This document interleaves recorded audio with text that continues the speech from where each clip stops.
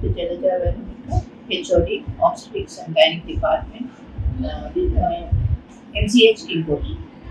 So, we are going to celebrate International Women's Day on 8th of March this year. The theme is Digit All.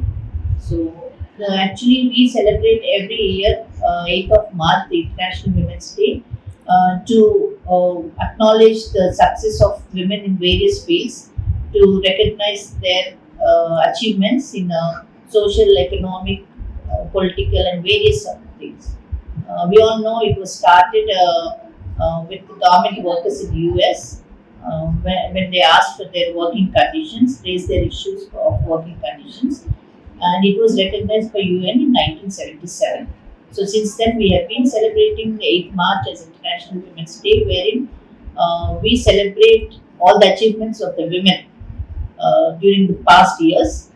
And this year, the theme is Digital. We have come a long way since then.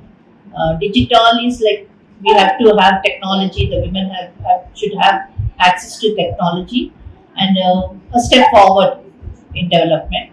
So I'm proud to be a woman, and I cherish to be a woman. So happy Women International Women's Day to all the women all over the world, especially in Telangana.